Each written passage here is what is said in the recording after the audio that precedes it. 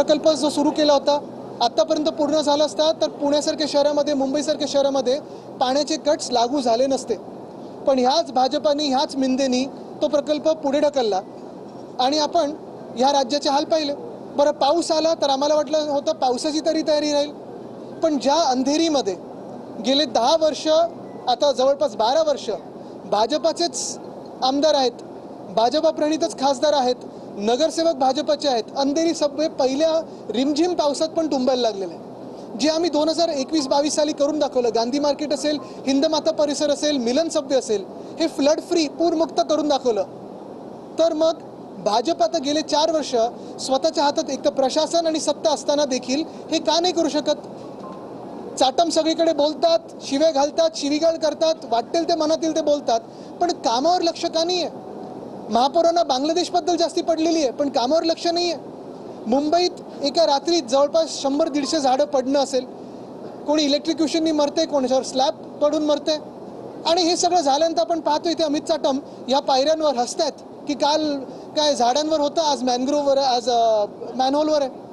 म्हणजे हे निर्लज्जपणा, ही लूट, हा भ्रष्टाचार कुठेही आहे ना. प्रशासन चालवता नाहीत, ना शहरांचं प्रशासन चालवता येतं, ना देश चालवता येत, ना एक मंदिराचं प्रशासन चालवता येतं तर फक्त लुटता येतं. आणि काल दुर्दैवी हे एका बाजूला हे सगळं चालू असताना दुसऱ्या बाजूला हनुमानांचा अपमान, हिंदूंचा अपमान म्हणून भाजपचे जे अध्यक्ष आहेत नितीन नाबिन यांच्यासमोर हनुमानांना नाचवत आहेत. ह्याच्यापेक्षा मला वाटतं दुर्दैवी आपल्या देशात अजून काही नसू शकतं. हे काल दिसले दृश्य. पुण्याचं मिसिंग लिंक ज्याचं उद्घाटन इतकं थाटामाटात केलं गेलं, कोटी रुपये खर्च केले गेले, त्याच मिसिंग लिंकचा एक भाग कोसळला आणि जवळपास 17 तासांची तिथे लिंक बंद. बरोबर आहे, कारण एकच आहे, आपण पाहिलं असेल, ही मिसिंग लिंक खरं तर 2015 साली चालू झाली होती. मिंदेंनी त्यावेळी मला नेलं होतं आणि मोपलवार आमच्या सोबत होते, तेव्हा आम्ही जाऊन पाणी करून आलो. आता सुरू होते होते होते करत त्यांनी जेव्हा सुरू केली असेल, पण हीच मिसिंग लिंक जवळपास 4 वर्षाहूनही अधिक डिले झालेली आहे. हजारो कोटींनी ह्याचं एस्केलेशन झालेलं आहे. 7,000 कोटी, 7,500 कोटीवर ह्याचं कॉन्ट्रॅक्ट गेलं होतं. आणि हे सगळं झाल्यानंतर इन्फ्रामॅन मीच आहे म्हणून CM आणि DCMमध्ये जो सतत वाद चालू असतो ते प्रूव्ह करायला, ते तुम्हाला दाखवायला, कोणी G-वॅगन मर्सिडीज चालवत आहे, कोणी दुसरं काय चालवत आहे. आणि उद्घाटन केल्यानंतर आम्ही 15 जूनला जेव्हा मुंबई पुणे केलं त्यानंतरच सांगितलं होतं मी की 50 फूट देखील सपाट नाही आहे, वरती खालती आहे. त्यानंतर पुढच्या आठवड्यात खड्डे पडले आणि काल दरड तर कोसळलीच, मला वाटतं ते कमान पण कोसळली आहे तिथे. भयानक प्रकार, म्हणजे राज्यात किती भ्रष्टाचार सुरू आहे तसं बघा. समृद्धीवर खड्डे आहेत, इथे खड्डे आहेत. तो गोरेगावचा पूल, मृणालताई गोरे फ्लायओव्हर, तो देखील उद्घाटन केल्या 4 तासामध्ये एका स्कूटरचं स्टँड त्याच्यात खचला. एवढं भयानक काम हे भाजप करतं आणि असाच भ्रष्टाचार यांनी राम मंदिरात केलेला आहे. एक मिनिट, हे पूर्ण केल्यानंतर अयोध्येवर पाऊस पडला, त्यामुळे आता काल वातावरणीय बदलावर बोलायला लागलेत. मी गेले 10 वर्ष बोलतो त्याच्यावर, काल बोलायला लागलेत मुख्यमंत्री.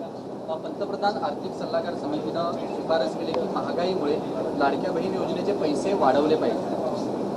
आम्ही पहिल्यापासून बोलतोय, भाजपचे देखील वचननाम्यात आहे. पण 1,500 वाढवलेत त्यांनी, नाही वाढवलेत, त्याच्यावर पैसे त्यांनी मतं कमवलेत.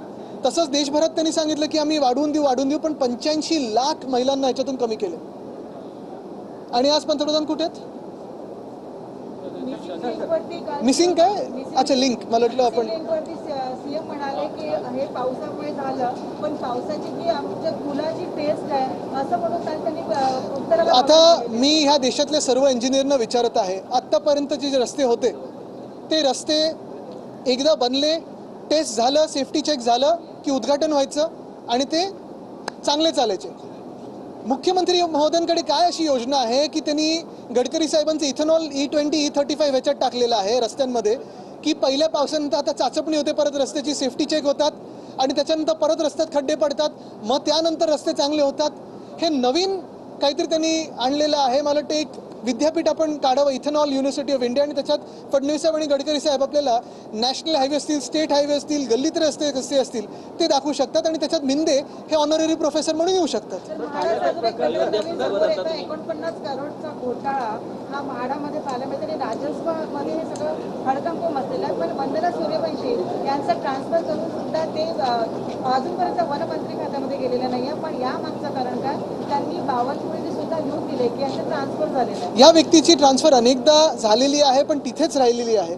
ह्यांचं खास कारण आपण मिंदेंना विचारू शकता. तर ठाण्याचे प्रकरण जे 28 सॉरी तुमच्याकडे येतो. 2800 कोटीच्या TDR जो देण्यात आला, ठाणे महानगरपालिका TDR देते. वन विभागाची जमीन होती. वन विभाग म्हणजे मंत्री गणेश नाईक अजूनही सर्वोच्च न्यायालयात जात नाही. जर ते गेले तर 2800 कोटी ठाणेकरांचे वाचतील. आता मला वाटतं गणेश नाईक साहेब तिथे काय निकाल देतील, कारण ते मध्ये त्यांनी एक आंदोलन, तिथे एक मोहीम छेडली होती भटक्या आमदारांना पकडण्याची वगैरे. तर आता जे म्हणजे हे जे आपण बोलतो ना, हे काय म्हणतात, इकडून तिकडे पळत असतात. हे महत्त्वाची गोष्ट म्हणजे गणेश नाईक साहेबांच्या खात्यावर मिंदे किती हस्तक्षेप करत आहेत. जे मिंदे आधी रडायचे, माझ्या खात्यात हस्तक्षेप होतो, आता आपल्याला कळेल. शिवसेनेने राम मंदिराला जी चांदीची भेटली, 28 कोटी लागली असं तुम्ही म्हणताय, पण जेव्हा आम्ही खजिनदार जे गोविंद देव महाराज त्यांना विचारलं असता, ते